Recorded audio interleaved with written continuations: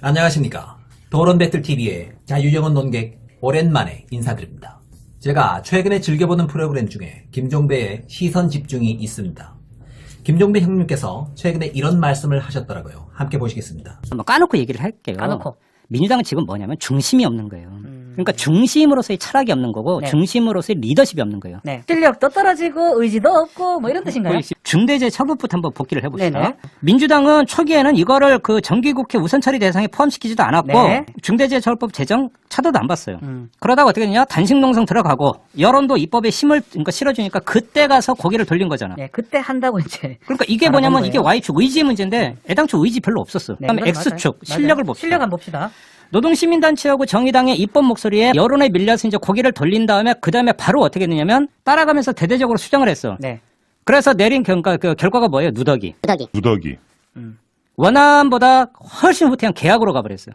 원안에 비해서 너무 떨어져 있어요. 자, 중대재해처벌법이 누더기 상태로 통과된 뒤에 네. 민주당의 핵심 관계자가 총선 후 180석의 거대 정당으로 거듭나면서 당의 스펙트럼이 넓어졌고 아하. 다소 보수화된 건 사실이다 라고 말한 뒤에 뭐라고 한마디를 덧붙였냐면 애초 민주당은 캐치올 정당이지 특정한 이념을 좇는 진보 정당은 아니다 아하. 라고 얘기를 했다라는 네, 거예요. 저도 이거- 포괄적 국민정당. 아. 그러니까 특정 계급, 특정 집단을 대변하는 정당이 아니라 국민 대부분을 우리는 포괄하고 대변하는 정당이다. 그게 이제 캐치올 정당이라고 하는데 우리말로는 포괄적 국민정당. 민주당이 실력과 의지가 없다. 그리고 중심으로서의 철학이 잘못 설정되어 있다. 진보 유권자들의 기대를 안고 거대 정당이 된 것이라면 그 기대에 부응하는 진보적 색채를 180석의 무게에 맞도록 강하게 추진해야 하는데 보수당 눈치나 봐가면서 중대재해법을 그렇게 누더기처럼 뜯어 고치고 겨우 통과시키다니 180석이나 가지고도 이렇게밖에 못한다? 이건 지향하는 철학 자체가 없는 것이거나 실력이 없는 것으로 봐도 된다. 라는 게 김종배 형님의 주장인 것으로 요약됩니다. 그런데 저는 종배 형님의 결론에 반대합니다. 모 의원께서 나름의 변명을 했던 것 그대로 민주당은 투쟁 노선이 아닌 타협 노선을 걷는 거대 정당, 즉 캐치올 정당인 것이 애초에 맞아요.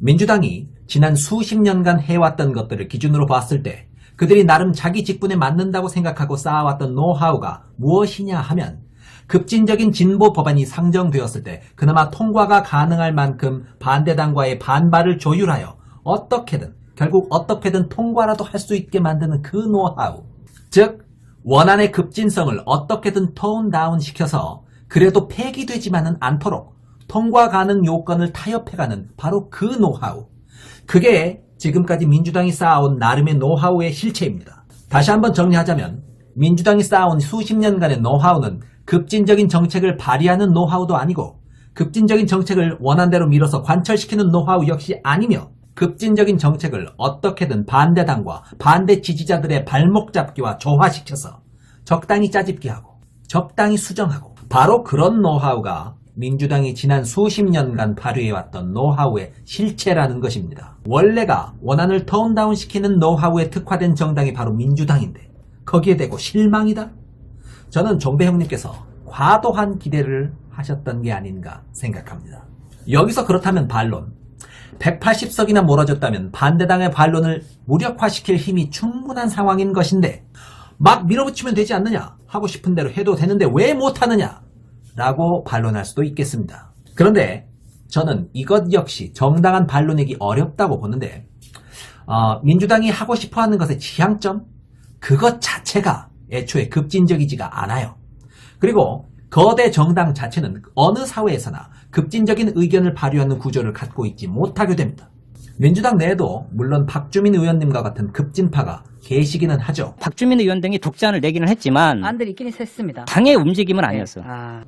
하지만 그런 분은 민주당 내 하나의 스펙트럼일 뿐이에요. 거대 정당답게 노동자와 자본가 등이 뒤섞여서 의견 취합을 거쳐가면서 서서히 움직이는 그러한 구조이기 때문에 그들이 지향하는 것은 당연히 급진적이기가 어렵습니다. 쉽게 말해서 박주민 의원님과 같은 민노당 출신 급진파도 계시는가 하면 이상직 의원같이 이스타 항공쯤은 뭐 소유하시고 갑질이나 일삼던 게 일상이던 그런 보수파도 한 울타리에 있는 게 바로 민주당이에요.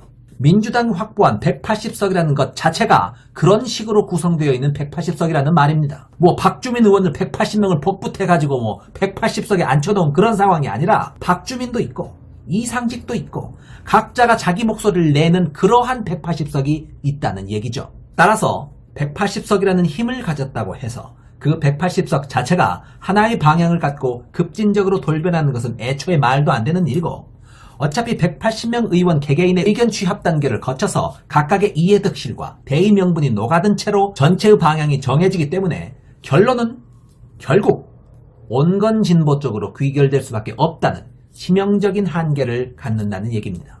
저는 당연히 이것을 거대 당의 한계라고 생각하며 그것이 크게 부당하다고 느끼지는 않습니다. 이 현상은 우리나라만의 현상도 아니고 거대 양당제 형태를 띠고 있는 세계 모든 곳에서 공통적으로 나타나는 현상이라고 생각합니다. 아니 그런데 독일 같은 나라도 있지 않나? 독일의 3인당, 즉 사회민주주의 노동자당은 분명히 독일의 거대 정당인데 훨씬 급진적인 정책들을 팍팍 내걸고 있지 않느냐?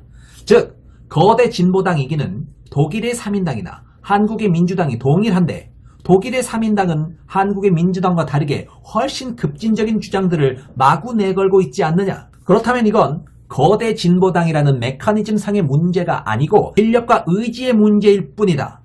따라서 JB님이 맞다. 라고 말씀하시는 것도 일단 가능하긴 하겠습니다. 그러나 그것은 사회 전반의 진보적인 분위기에서 차이가 나기 때문에 나타나는 현상인 것이지 독일의 3인당 의원들이 특별히 능력이 출중해서 거대 당임에도 불구하고 그 한계를 마구 뛰어넘기 때문에 가능한 게 아닙니다. 독일의 3인당 역시 어디까지나 그 사회 내에서 거대 진보당이 가지는 한계 그대로에 얽매여 있기는 마찬가지입니다. 우리나라가 워낙에 전체적으로 보수적인 사회다 보니까 3인당 자체가 굉장히 급진적으로 보이는 것일 뿐이지, 우리 관점에서 그렇게 보이는 것일 뿐이지, 분명히 독일이라는 사회 내에서 3인당은 거대 진보당에 속하며 따라서 거대당의 숙명인 타협 노선에서 자유롭지 못합니다. 아니 그래도 이름 자체가 사회민주당인데, 사회민주주의 노동자당인데 우리나라였다면 거의 빨갱이 취급당할 그럴 당 아닌가? 그런 당이 어떻게 중도가 될 수 있어? 거대당의 한계를 분명히 뛰어넘은 걸 거야 라고 생각하실 수도 있겠습니다. 하지만 이 차이를 분명히 아셔야 됩니다. 독일은 헌법 전문에 사회민주주의를 추구한다고 떡하니 명시하고 있는 나라입니다. 대한민국처럼 헌법 전문에 자유민주주의를 추구한다고 명시해 놓은 나라와 애초에 기본 설계부터가 다른 국가라는 것이죠. 우리나라에선 어땠죠? 자유민주주의의 자유를 뺐다는 것만으로도 빨갱이 논란이 있을 정도였어요. 사회민주주의란 말 자체가 독일 사회에서는 결코 급진적인 게 아니고 그냥 당연한 헌법적인 이념일 뿐입니다.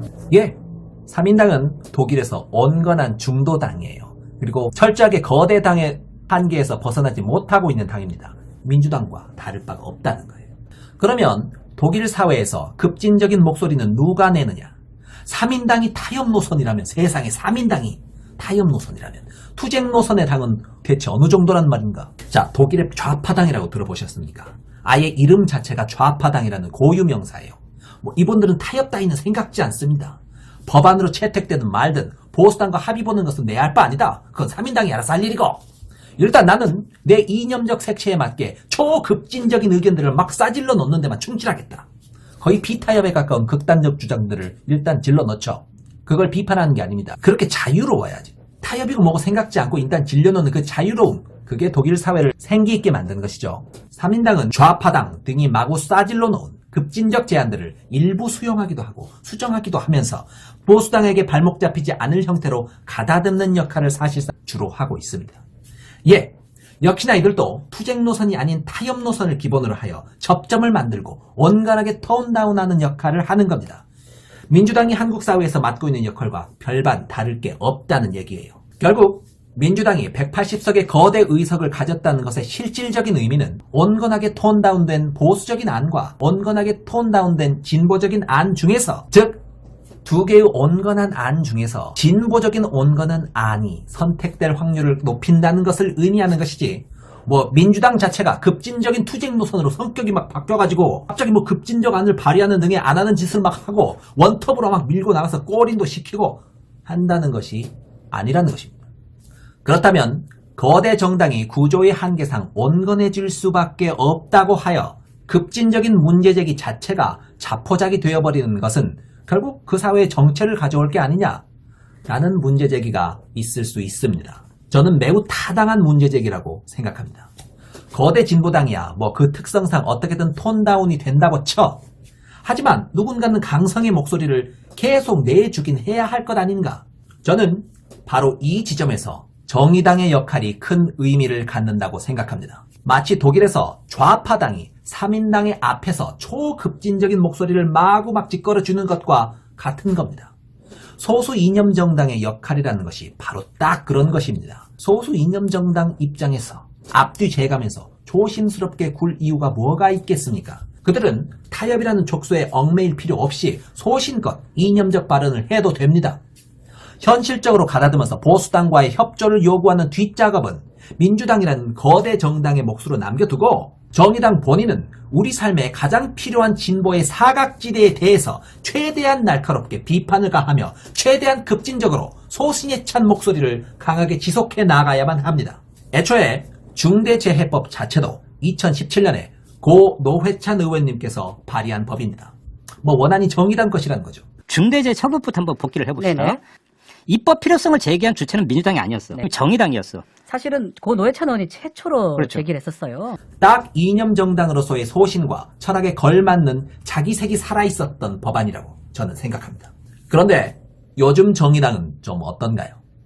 이념 진보 정당이라는 스스로의 직분에 충실한 행보를 과연 걷고 있는 건가요? 솔직히 저는 중대재해법과 같은 의미 있는 법을 매번 발의해달라는 높은 수준의 역량을 애초에 그들에게 기대하지도 않습니다.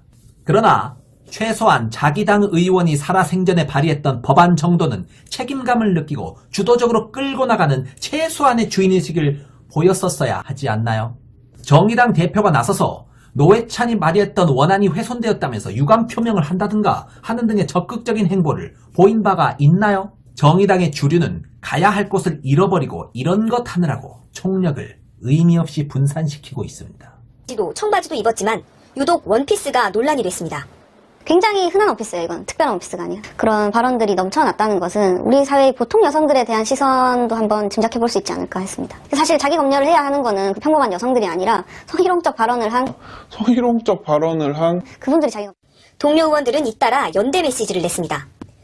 정의당 심상정 대표는 갑자기 원피스가 입고 싶어지는 아침이라고 썼고 여성이 아니라면 이렇게 도가 지나친 비난이 이렇겠느냐고 했습니다. 정의당의 장혜영 의원은 당대표가 성추행한 피해자가 자신이란 걸 직접 공개했습니다. 장 의원은 젠더폭력 근절을 외쳐왔던 정치적 동지에게 존엄을 훼손당하는 충격이 컸다며 2차 가해가 두려웠지만 피해 사실을 감출 경우 이 사건에 영원히 갇혀버리는 것이 더 두려웠다고 밝혔습니다.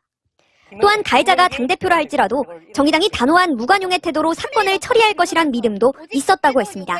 그럴듯한 삶을 살아가는 수많은 남성들조차 왜 번번이 눈앞의 여성을 자신과 동등하게 존엄한 존재로 대하는데 이토록 처참히 실패하는지 반드시 답을 찾아야 한다는 질문을 남겼습니다. 저는 여성의 권익 문제와 페미니스트들의 정당한 자기 주장 등의 문제도 진보의 중요한 한 축이라고 생각하는 입장입니다. 그러나 최근의 정의당은 너무 이 문제에 관련해서 불필요한 총력을 많이 분산시키고 있는 게 팩트 아닙니까? 살짝 한심해지려고 합니다. 그런 점에서 성추행이나 미투 문제에만 눈에 불을 켜고 총력의 대부분을 막 쏟아 부어버리는 현재의 정의당이야말로 김종배 형님의 말씀처럼 철학을 잃고 갈 길을 잃어버린 상태다 라고 말씀드릴 수 있을 것 같습니다. 중심이 없는 거예요. 중심이 없는 거예요. 그러니까 중심으로서의 철학이 없는 거고 네. 중심으로서의 리더십이 없는 거예요. 네. 정의당은 대한민국의 전통 있는 이념 진보 정당으로서 민주당이 거대 당의 한계에 부딪혀서 방향 설정이 모호해지는 시점에 너무 보수당 눈치 보는 게 아니냐며 민주당에게 쓴소리도 하고 때론 질책도 하며 거대 정의당의 이념적 호흡을 불어넣을 수 있는 능동적 주체로서의 역할을 담당해야 한다고 생각합니다. 그런 의미에서 저는 정의당이 기본적으로 민주당과 일치 단합하기보다는 완벽하게 타자화된 주체로서 왜 그렇게까지밖에 못하냐고 항상 질책해가면서 민주당의 태생적 타협 노선이 좀 더 급진적인 쪽으로 기울 수 있도록 외부적 환경을 제공해주는 역할을 게을리하지 말아야 한다고 생각합니다. 진보의 두 주체가 하나는 투쟁 노선의 이념 정당으로서 그리고 하나는 타협 노선의 대중 정당으로서 스스로에게 맞는 직분에 충실함을 전제로 한국의 진보 정치는 발전해 나아갈 수 있다고 저는 생각합니다. 정의당 스스로가 한국 정치에서 차지하는 위치를 근본적으로 깨닫고 해야 할 명분 있는 일들에 총력을 기울일 수 있기를, 다시 그런 자세로 돌아올 수 있기를 마음 깊이 기원합니다. 고 노회찬 의원님이 그리워지는 저녁입니다. 감사합니다.